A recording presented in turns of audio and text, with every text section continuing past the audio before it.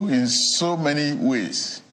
For our country, it was a transition year that saw a peaceful, orderly, and successful transfer of power from one administration to another, marking the yet another remarkable step in our 24 years of unbroken democracy.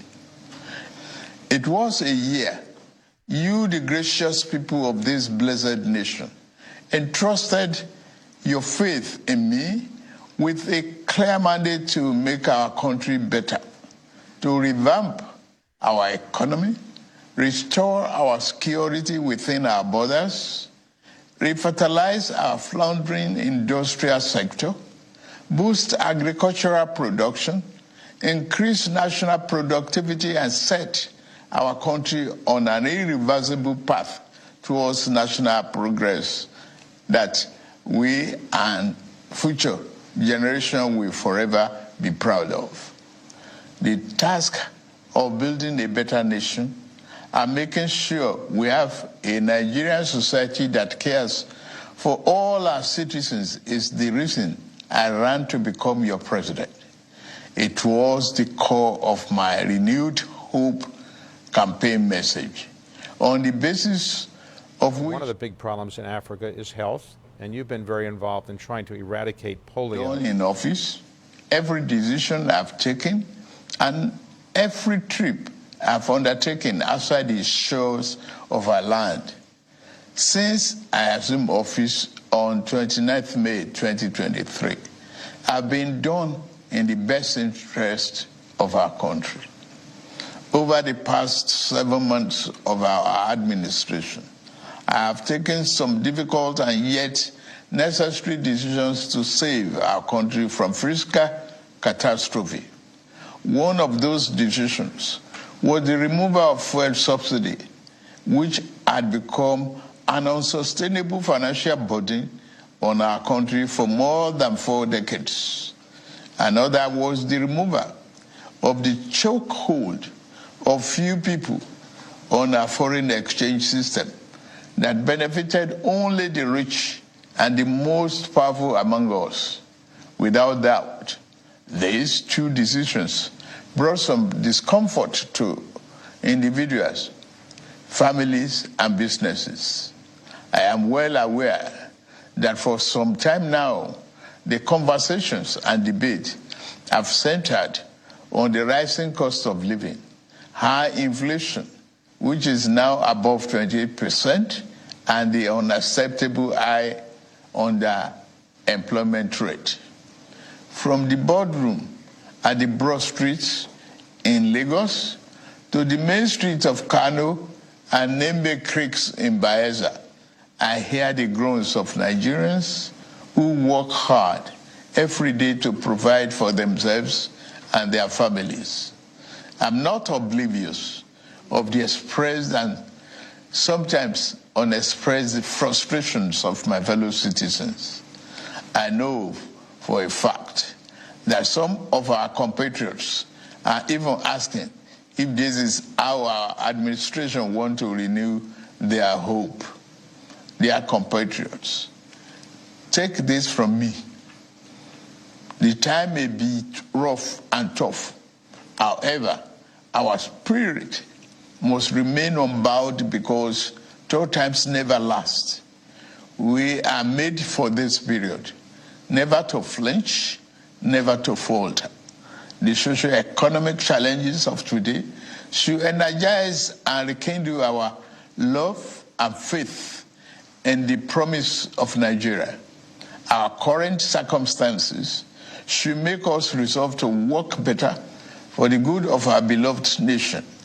Our situation should make us resolve that this new year 2024, each and every one of us will commit to be better citizens. Silently, we have worked to free captives from abductors. While we can't beat our chest yet that we had solved all the security problems, we are working hard to ensure that we all have peace of mind in our homes, places of work, and on the roads. Having laid the groundwork of our economic recovery plans within the last 7 months of year 2023, we are now poised to accelerate the pace of our service delivery across the sectors. Just this past December, during COP28 in Dubai, the German Chancellor, Olaf Scholz, and I agreed and committed to a new deal to speed up the delivery of Siemens energy power projects that will ultimately deliver reliable supply of electricity to our homes and businesses under the Presidential Power Initiative, which began in 2018. Other power installation projects to strengthen the reliability of our transmission lines and optimize the integrity of our national grid are ongoing across the country. My administration recognizes that no meaningful economic transformation can happen without steady electricity supply. In year 2024, we are moving a step further in our quest to restart local refinery of petroleum products with Port Harcourt Refinery and the Dangote Refinery, which shall fully come on stream. To ensure constant food supply, security, and affordability, we will step up our plan to cultivate 500,000 hectares of farmland across the country to grow maize, rice, wheat, millet, and other staple crops. We launched with 120,000 of land in Jigawa State last November under our National Wheat Development Program. And this new year, we will race against time to ensure all the fiscal and tax policies reforms we need to put in place are codified and simplified to ensure the business environment does not destroy value. On every foreign trip I have embarked on, my message to investors and other business people has been the same. Nigeria is ready and open for business. I will fight every obstacle that impedes business competitiveness in Nigeria, and I will not hesitate to remove any clog hindering our path to making Nigeria a destination of choice for local and foreign investments.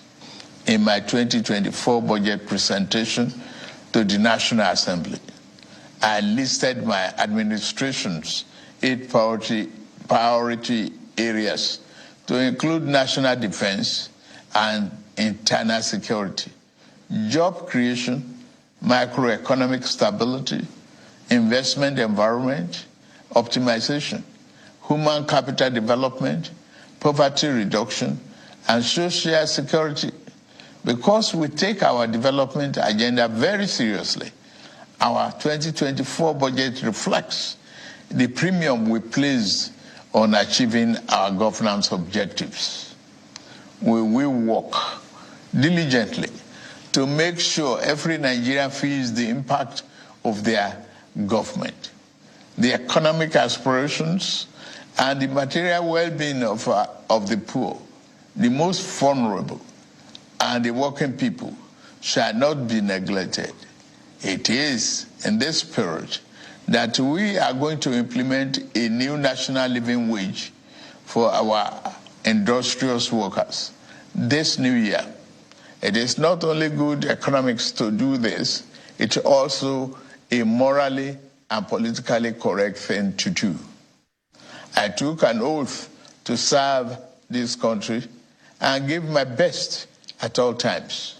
Like I said in the past, no excuse for poor performance from any of my appointees will be good enough.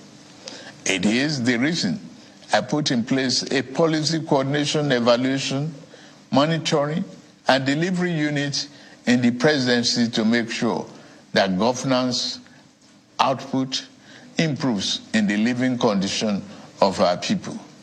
We have set the parameters for evaluation.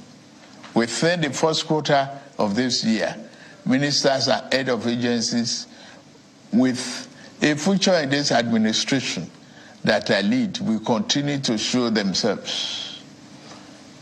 Fellow Nigerians, my major ambition in government as a senator in the aborted Third Republic, as governor of Lagos State for 8 years, and now as the president of this blessed country, is to build a fair and equitable society and close the widening inequality gap, while I believe the rich should enjoy their legitimately earned wealth.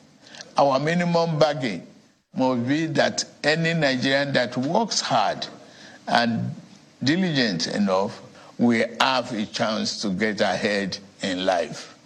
I must add that because God didn't create us with equal talents and strengths, I cannot guarantee that we will have equal outcomes when we work hard.